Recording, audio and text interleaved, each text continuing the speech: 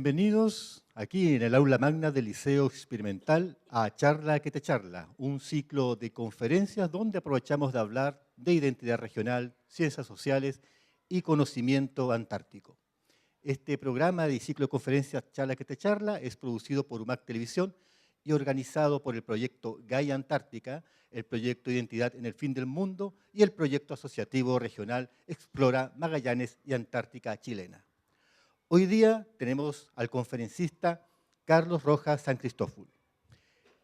Él es licenciado en Historia de la Universidad Diego Portales, profesor y egresado de Magíster en Historia de la Universidad de Santiago de Chile, investigador en temáticas de historia reciente, memoria y educación ciudadana, con experiencia en la ejecución y coordinación de proyectos de carácter académico y social, docencia a nivel de pregrado y ejecutor de proyectos fondar vinculados al patrimonio cultural.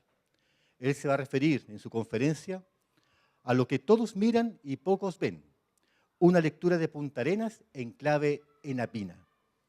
Lo que va a plantear en esta conferencia es revisar los hitos y espacios vinculados al petróleo y al actuar de la Empresa Nacional del Petróleo, ENAP, en la ciudad de Punta Arenas, considerando desde nombre de calles hasta villas completas, donde se pretende considerar el espacio urbano como un espacio histórico, en constante transformación y que propende al reconocimiento patrimonial por parte de los sujetos. Así que dejamos a ustedes con la primera conferencia de este Charla que te charla, a don Carlos Rojas San Cristóful.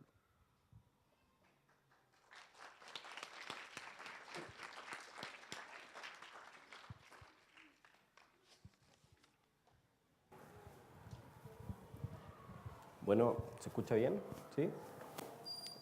Primero que todo, buenos días. Como ya dijo el presentador, mi nombre es Carlos Rojas San Cristóful. Ustedes se podrán preguntar, en primer lugar, ¿qué es lo que hace quizás nuevamente un capitalino hablando de historia regional de Magallanes en este lugar? Y la verdad es que tengo algunos antecedentes familiares, básicamente mi bisabuelo llegó a Magallanes, por lo tanto siempre tendí una tendencia hacia la admiración del sur y particularmente de la Patagonia. Y en ese sentido mis núcleos de investigación y mis temas de interés siempre han estado mirando hacia el sur de Chile, ¿no? Eso como primer aspecto, para que ustedes no digan, oye, quizás este gallo estaba puro hablando lecera. Y en segundo lugar, me interesa mucho, a partir de los estudios universitarios, ¿no? Me empieza a interesar mucho cómo se da el proceso de industrialización en Chile y además de eso, cómo dentro de ese proceso de industrialización se insertan no solamente maquinarias. Uno podría imaginarse que hablar de industria es hablar de máquinas. Sin embargo, los procesos de industrialización, no solamente en Chile, sino que en América Latina en general, tienen un fuerte componente humano, ¿no? Los sujetos son finalmente los que articulan los procesos industriales. Y bueno, si nosotros queremos extender un poco también el argumento, no solamente los procesos industriales, sino que también todos los procesos laborales son hechos por fundamentalmente hombres, sujetos de carne y hueso como cada uno de nosotros en este auditorio. Y ese proceso es relevante de rescatarlo, es relevante de ponerlo en valor, es relevante plantear de que la economía no es solamente un número, sino que la economía trabaja para el bienestar de los sujetos y en este caso de los chilenos y chilenas. Eso como segundo gran aspecto, ¿no? Ahora, dentro de lo que trabaja esta conferencia, ustedes pueden ver que hay un nombre bien ecléctico, ¿no? Lo que todos miran y pocos ven, una lectura de Punta Arenas en clave napina. Este argumento de lo que todos miran y pocos ven no solamente podría estar planteado para el caso magallánico de Punta Arenas como ciudad, sino que también puede estar perfectamente planteado para el caso de Santiago, el caso de Valparaíso, el caso de Rancagua, el caso de Concepción o el caso de Iquique, en fin. Es un argumento bien transversal, ¿no? Y que hace referencia básicamente a que nosotros transitamos muchas veces por distintos lugares de la ciudad o distintos espacios físicos, pero no tenemos muchas veces o los conocimientos o no hemos recibido una carga de experiencia por parte de nuestros antepasados, en este caso, que nos permita interpretar correctamente ciertos elementos, ¿no? Y esos elementos de la ciudad son diversos, son los monumentos, son los barrios que se van configurando, son los distintos locales comerciales, en fin. Todos esos espacios tienen un significado que muchas veces nosotros no logramos captar del todo. Y en ese sentido se configura como relevante entonces el hecho de tratar de dar una nueva mirada, ¿no?, a estos distintos espacios que son cotidianos y que por ser cotidianos muchas veces los tomamos como si fuesen comunes y corrientes. Ahora, para entrar a eso es importante que nosotros solamente hagamos un pequeño guiño a la memoria social, ¿no? Una pregunta para ustedes, chicos. ¿Cuántos de ustedes tienen fotos familiares en sus casas en la primera entrada de la puerta desde la calle hacia adentro? ¿Quién tiene fotografías familiares? Levante la mano. Varios, ¿no? ¿Cuántos celebran sus cumpleaños? Todos, evidentemente, ¿no? ¿Quién organiza, en el caso de ustedes, su cumpleaños? Probablemente sus padres, ¿o no? Ya. Ustedes, solamente con hacer ese ejercicio, se podrían dar cuenta de que dentro de su espacio familiar, es decir, dentro de su casa, hay ciertos elementos que van a permitirles a ustedes, como también a sus padres, a sus hermanos, remitirse a ciertos momentos familiares que son, a juicio de ese núcleo familiar, relevantes, importantes. Y dentro de ese contexto, además, está, por ejemplo, la celebración del cumpleaños de cada uno de ustedes. ¿Por qué se celebran los cumpleaños? Los cumpleaños se celebran básicamente porque para sus padres es un momento relevante de sus vidas, ¿no? Que ustedes cumplan 1 año, 2 años, 3 años, crezcan 15, 18, entren a la universidad, posteriormente a eso se titulen y después de eso se casen, en fin, y empiecen a generar todo un proceso de vida. Ese proceso de vida se va transformando en hitos que van quedando marcados de alguna u otra manera. Y esa marca, en términos familiares, van a ser fotografías, van a ser las fotografías que tenemos en las billeteras, ¿no?, cada uno de nosotros, en que los padres siempre tienen fotos de todos sus hijos, de los hermanos, en fin. Entonces, esas pequeñas marcas van a ser constituyentes de memoria. Pero además, ¿qué hace uno con las fotografías familiares? Hoy en día quizá ustedes ya no sacan el gran álbum familiar de fotos, ¿no? Pero probablemente sí se meten a una carpeta del computador y empiezan a observar fotografías antiguas que están escaneadas, de cuando sus padres se casaron, de quiénes eran sus abuelos, qué es lo que hacían sus abuelos, sus bisabuelos incluso, en algunos casos, sus tíos, sus hermanos, qué pasó con este tío, en fin. Y a partir de la reunión familiar y de la visión de esas fotos es que ustedes van construyéndose un relato de su historia de vida. Y eso les permite entonces constituirse con un pasado, ¿no? Porque si yo les pregunto a ustedes, ¿cómo saben ustedes que el 18 de septiembre es el cumpleaños de Chile? ¿Cómo lo saben? Lo saben porque en el colegio estamos constantemente, y ustedes están constantemente viendo que el 18 de septiembre hay un proceso importante que es el proceso que da inicio, ¿no?, a la independencia de Chile. Pero si yo les pregunto por el 11 de mayo del año 1953, probablemente ninguno de ustedes sabe qué es lo que pasó ese día. ¿Por qué? Porque no hay un proceso que les permita a ustedes decir qué es lo que pasa o no pasa o ver fotografías de ese momento. Lo mismo pasa a nivel familiar. Ahora, a ese nivel familiar nosotros podemos sumarle otro elemento más. Ese otro elemento tiene que ver con las marcas que se establecen en la ciudad. Así como nosotros tenemos fotografías, la ciudad tiene monumentos, ¿no? Y Punta Arenas, Santiago, Valparaíso está lleno de monumentos que muchas veces nosotros pasamos y decimos, oye, este gallo se ve bien, pero ¿quién era? ¿Qué hacía? Y ahí tenemos ciertas dudas que es necesario que nosotros relevemos. Pero la ciudad entonces se transforma también en un lugar donde se articulan memorias sociales, donde se articulan también memorias de grupos en particular, ¿no? Y eso le va otorgando sentido de pertenencia a los habitantes de esa ciudad a ese espacio determinado. Entonces, en esa lógica, si nosotros retrocedemos al principio de la presentación en que comentábamos esta importancia de la economía y de la economía de los sujetos de carne y hueso, nosotros podríamos establecer a grandes rasgos que Magallanes tiene 3 grandes ciclos productivos, ¿no?, que le dan sentido a las labores extractivas. En primer lugar, un ciclo aurífero, que tiene que ver con la explotación de minerales, fundamentalmente oro. En segundo lugar, un ciclo ganadero, ¿no? Y en tercer lugar, un ciclo que es el que vivimos fuertemente durante el siglo XX y la segunda mitad del siglo XX, que tiene que ver con el ciclo petrolero, ¿no? ¿A través de qué? Fundamentalmente a través de una empresa que es bien conocida, creo yo acá, Empresa Nacional del Petróleo, ENAP. Sin embargo, nosotros tenemos, entonces, por cada uno de estos ciclos tenemos ciertas marcas en la ciudad. El más conocido, y del cual nosotros no escapamos, es el indio Patagón, ¿no? Y se genera además toda una construcción social en torno a qué significa besar el dedo gordo del indio Patagón.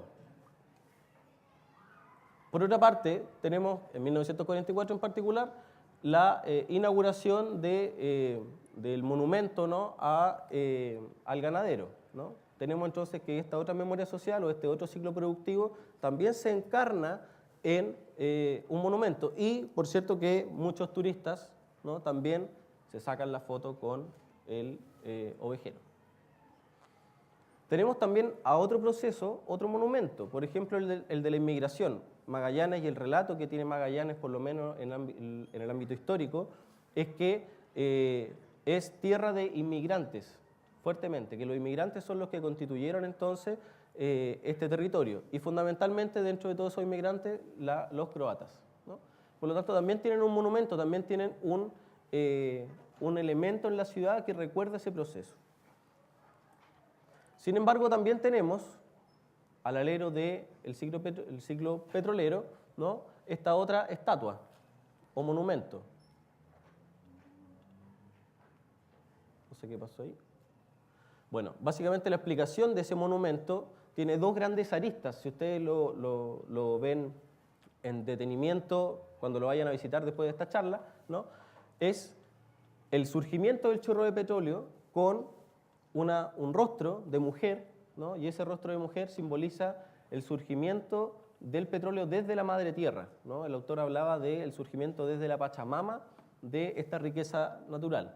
Pero por otra parte, en este otro costado tenemos una barra de metal, ¿no?, que simboliza el proceso de la razón y el proceso de la ingeniería, ¿no? Es decir, cómo el ser humano, los sujetos, se van articulando y la sociedad en particular se van articulando para generar procesos extractivos de carácter industrial a partir de la modernidad en adelante. Eso quiere decir desde el siglo XIX, mediados del siglo XIX en adelante, con profundización durante la segunda mitad del siglo XX, particularmente en Magallanes.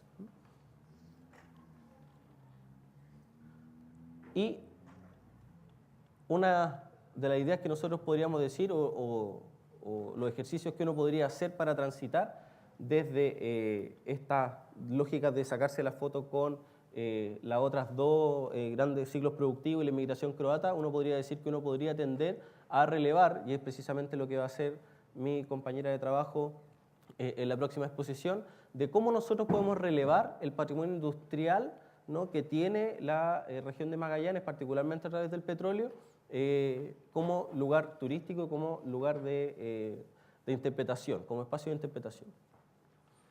Bueno, acá está efectivamente la explicación de la torre y del monumento.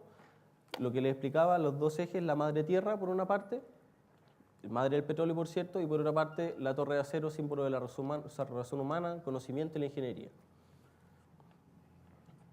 Y bueno, mi compañera va a trabajar un poco más en extenso el tema de la ENAP propiamente tal, pero tenemos que ENAP y el petróleo tienen entonces ciertos hitos que son fundamentales establecidos a lo largo de la ciudad de Punta Arenas. Uno, y que ustedes probablemente todos conocen, tiene que ver con el edificio central de ENAP, ¿no?, que está establecido en la Plaza de Armas, ¿no?, y desde donde se articula gran parte de la labor, y se articuló fundamentalmente gran parte de la labor extractiva durante la segunda mitad del siglo XX. Sin embargo, nosotros podríamos decir que a partir del aumento de la extracción de petróleo durante la segunda mitad del siglo XX, nosotros podríamos decir que ENAP empieza a tener ciertos procesos que van a hacer que tenga marcas en la ciudad que no solamente van a ser referidos a monumentos, sino que hay villas, hay espacios habitacionales que están articulados por esta empresa nacional del petróleo y que están habitados, haciendo el guiño con el comienzo de la presentación, por sujetos de carne y hueso, ¿no?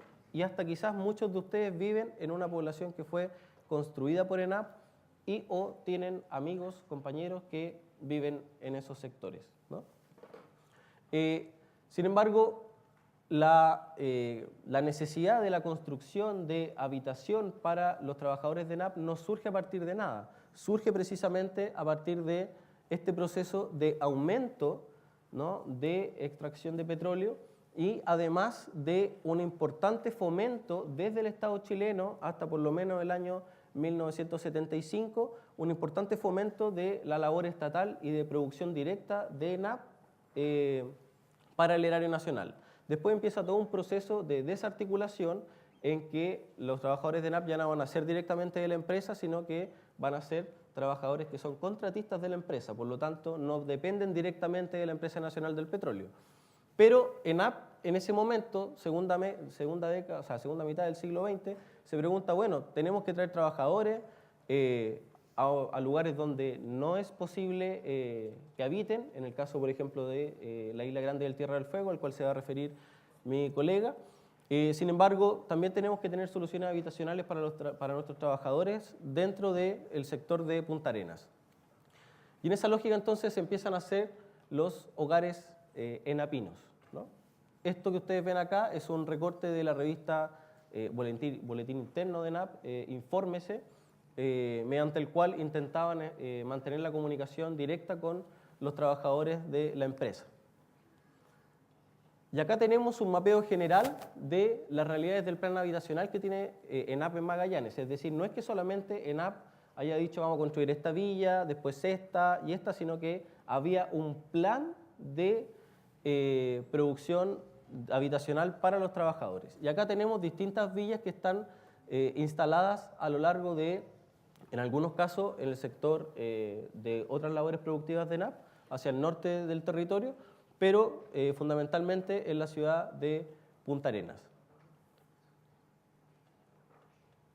Vamos a poner 3 ejemplos, simplemente, y esto es también a manera de introducción de la charla que les va a dar, en este caso, mi colega. En primer lugar, barrio 29 de diciembre. ¿Alguno o alguna de ustedes vive en ese barrio? ¿Lo ubica? ¿Saben dónde está? Barrio 29 de diciembre. ¿Tú vives ahí? ¿Lo ubicas? ¿Sí? Ya. Pero 2 o 3 personas, ¿no? Si ustedes se fijan, barrio 29 de diciembre, vamos a ver la ubicación general, está en este sector de la ciudad, ¿no? Está el club hípico, este es el mapa actual, el cementerio está acá, por lo tanto ese es un punto de referencia, y en este sector entonces está la población 29 de diciembre. Si nosotros nos fijamos particularmente en el nombre de las calles de esta población, nosotros vamos a encontrar algunos nombres que van a hacerle mucho más sentido en la segunda presentación, pero que solamente para, a modo de introducción. Cerro Sombrero. ¿Alguien sabe qué y dónde está Cerro Sombrero? ¿No? Cerro Sombrero, primer lugar donde surge el primer chorro de petróleo en Magallanes, ¿no? Actualmente es la capital o la ciudad capital, por decirlo así, de la Municipalidad de Primavera, ¿no? Cruzando hacia Tierra del Fuego. Después tenemos Spring Hill. ¿Alguien sabe lo que es Spring Hill? ¿Ah? Bueno, aparte probablemente de la serie de televisión a la cual están haciendo referencia, Spring Hill es un lugar en particular de Cerro Sombrero, ¿no? Al cual se va a referir mi compañera. Después está Cuyen, también está Percy. ¿Alguno o alguna ubica Cuyen o Percy? ¿No les suena?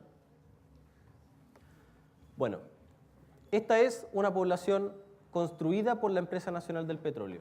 Esa Empresa Nacional del Petróleo en algún momento pasa a jugar un rol importante para los sujetos de carne y hueso que están trabajando en esa empresa y por lo tanto empieza a generar un plan habitacional. Y está ubicada en este sector. Un segundo barrio es Barrio del Golf. No sé si lo ubican. ¿Sí? Barrio del Golf también es construido en gran parte por ENAP, está en este sector y en este caso ya no hace tanta referencia a nombres relacionados con ENAP, salvo algunas fechas como el 19 de julio. Pero fíjense en el tercer ejemplo que nosotros estamos proponiendo, Enápolis. ¿Conocen Enápolis? Imagínense ustedes el proceso que debe haber detrás para pensar un ordenamiento territorial ¿no?, en una ciudad como Punta Arenas, que haga que se llame Enápolis, o sea, ciudad de ENAP. Eso es lo que dice, ciudad de ENAP, Enápolis. Es como que nosotros pudiéramos decir Codelcopolis, ¿no? O pudiéramos decir cualquier nombre donde trabajen sus padres o ustedes vayan a trabajar en el futuro, Polis. Agréguenle ese nombre al nombre Polis. Es decir, hay un proceso detrás que va a implicar la necesidad y la urgencia de apropiarse de un territorio, pero además de apropiarse de un territorio, de construirlo y que los sujetos que vayan a vivir ahí sean parte y se sientan pertenecientes al territorio. Y sin ir más lejos, esa Enápolis está ubicada al otro costado. Si nosotros dijimos que por acá estaba la 29 de diciembre, que es la fecha cuando se encuentra el petróleo, el primer chorro de petróleo en Magallanes, nosotros podríamos decir que aquí cercanamente también está el proyecto de construcción de Enápolis, ¿no? Ahora, ¿cuál es la idea de hacer este raconto, ¿no? De decir, mira, acá estamos presentando 3 villas, estamos presentando algunos monumentos y a continuación, después de la charla que va a dar mi colega, ¿qué es lo que estamos tratando de hacer? Estamos tratando de plantear de que el patrimonio, ¿no?, lo que nosotros tradicionalmente aducimos como patrimonio, los monumentos, las cosas materiales, no solamente se agota ahí, sino que el patrimonio fundamentalmente está constituido por la memoria social. Esa memoria social que a ustedes les permite dotar de sentido, ¿no?, sus fotografías, es lo mismo que a la gente que trabaja en ENAP y a muchos magallánicos les hace sentido al ver estas fotografías que están en la ciudad, que son los monumentos, pero que se hace carne y encontramos como patrimonio vivo, es decir, como sujetos de carne y hueso, en estas 3 y, bueno, muchas más poblaciones y barrios de ENAP. Por lo tanto, ¿cuál es la invitación? La invitación es a profundizar respecto de qué es lo que va constituyendo la identidad magallánica, no solamente como un momento en el tiempo fundante y que se quedó ahí para siempre, sino que considerar de que la identidad, ¿no?, de los territorios va siempre cambiando. Y esa identidad que va siempre cambiando, cambia fundamentalmente por las orientaciones que los sujetos de carne y hueso, y disculpe que sea majadero en eso, los sujetos de carne y hueso como ustedes, como futuras generaciones, van a otorgarle esos distintos espacios. Por lo tanto, esa es la invitación es al rescate del patrimonio local, es al rescate del patrimonio que ustedes mismos articulan de aquí en adelante. Eso, muchas gracias.